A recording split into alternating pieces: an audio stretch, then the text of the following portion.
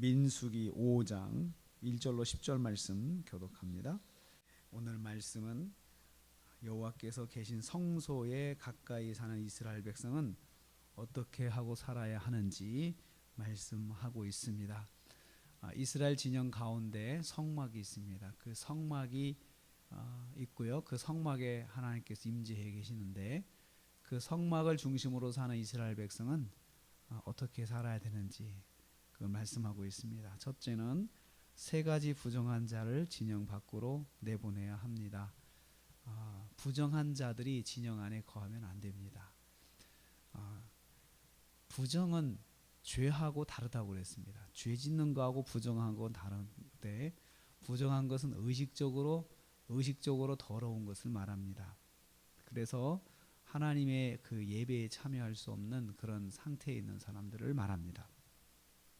이스라엘 가운데서 나병 자, 2절 말씀에 보면요, 유출병이 있는 자, 죽음으로부터 부정하게 된 자, 죽음을 만졌다든지 또 죽음을 만진 사람과 또 접촉을 했다든지 이렇게 하면은 부정하게 됩니다.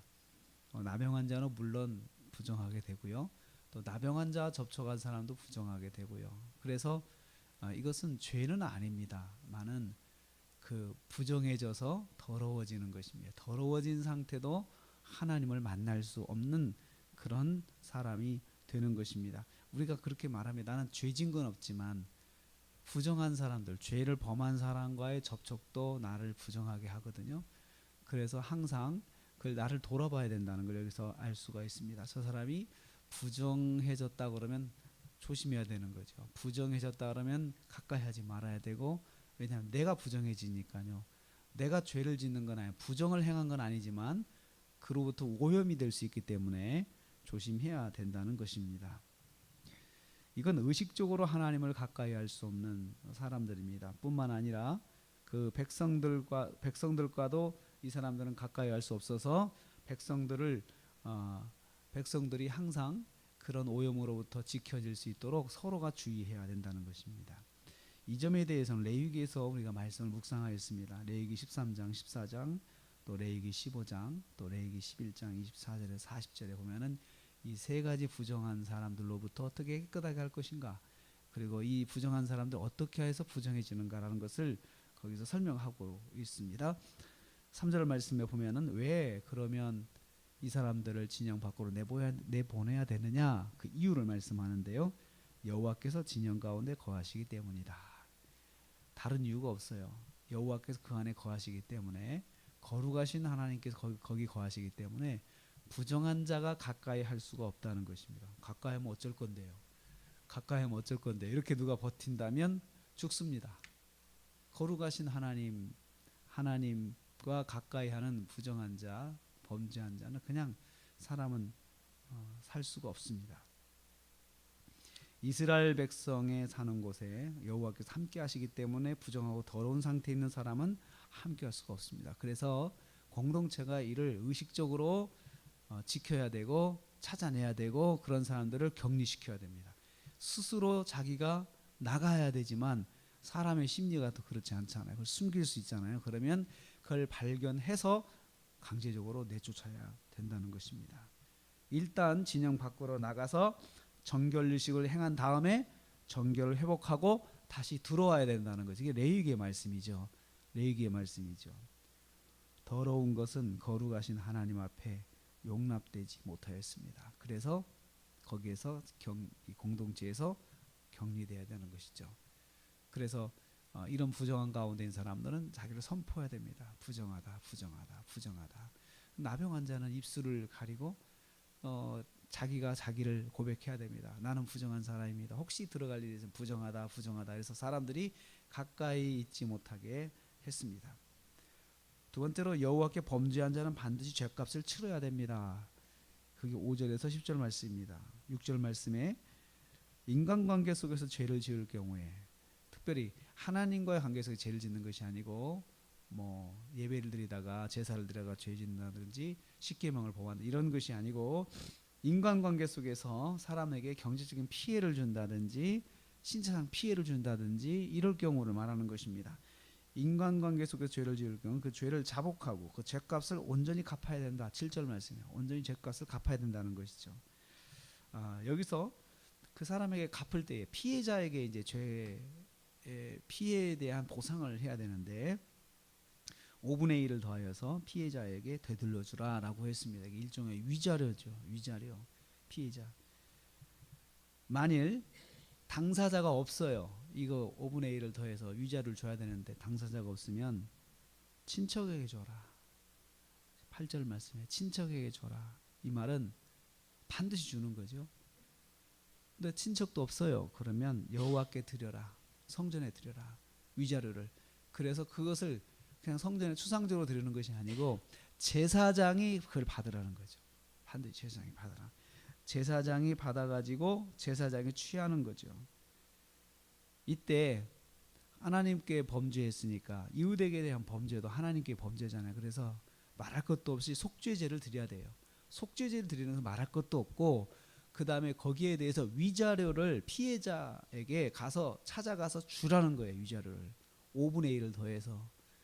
그래서 피해 당사자에게도 반드시 사죄해라. 제사를 드리는 것은 하나님께 용서를 구하고 사죄를 구하는 것이고 용서를 구하는 것이고요.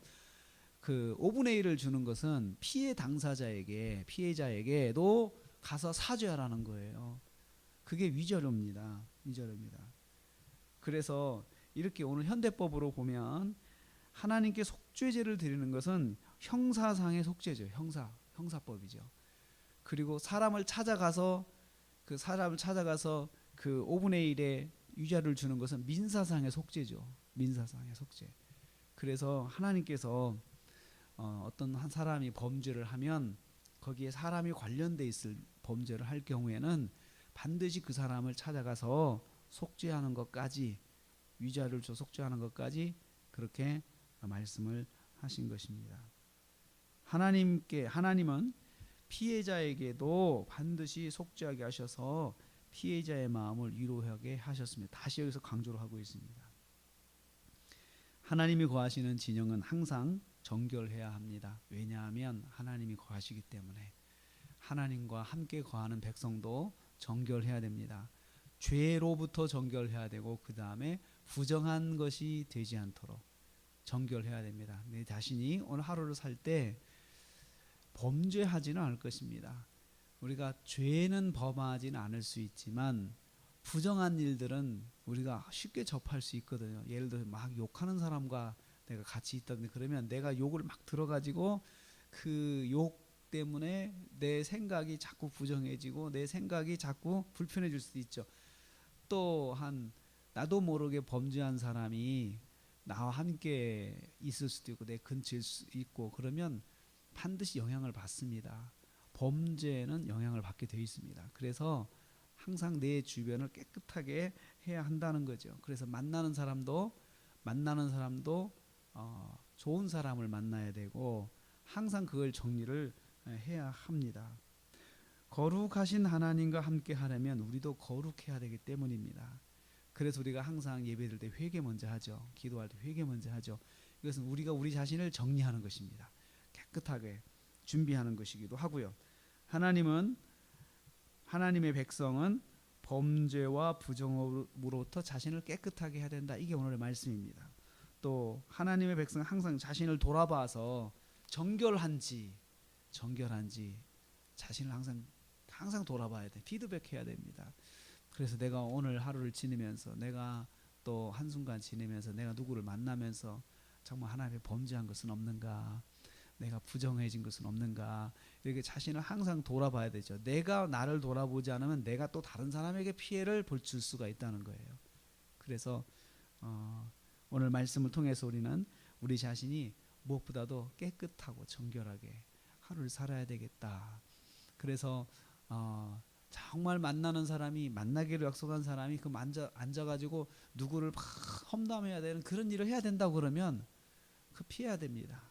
내가 그 사람을 막을 수 없다면 피해야 되지. 왜냐하면 내가 결국은 거기로부터 다시 오염이 돼서 내 자신을 하나님 앞에 정결하게 해야 되는 일을 또 해야 되기 때문이죠. 근데 나도 모르게 그랬다면 또 회개해야 되지. 하나님, 제가 모르는 가운데 하나님 범죄한 거 있습니까? 저를 불쌍히 여겨 주십시오. 우리가 그래서 그렇게 회개하는 것입니다. 우리도 모르는 가운데 마치 메르스가 비행기에 탄 사람들이 아무 죄 없이 그냥 거기에 메르스에 감염이 됐는지 확인해야 되잖아요. 그러니까 그것이 좀 억울하지만 나도 모르는 가운데 진행된 모든 일들이 참 나를 부정하게 할 수가 있고 나를 병들게 할 수 있기 때문에 항상 우리 자신을 돌아봐야 하죠. 그래서 마치 메르스 환자와 탔던 사람이 자신이 신고할 수밖에 없잖아요. 나도 탔습니다. 거기에 스스로 가서 방역당국에 가서 자기 검사를 받아야 되는 것처럼 우리 자신이 항상 우리 자신을 능동적으로 돌아보면 사실 사탄이 우리를 함부로 하지 못합니다. 항상 주의하는 사람에게는 사탄도 눈치를 보게 돼 있죠. 오늘 하루를 지냅니다. 우리가 부정으로부터 우리를 지키고 물론 하나님을 범죄하지 않도록 우리를 지켜서 오늘 하나님 앞에서 승리하는 또 주님을 기쁘시게 하는 하루가 되시기를 주님의 이름으로 축복합니다.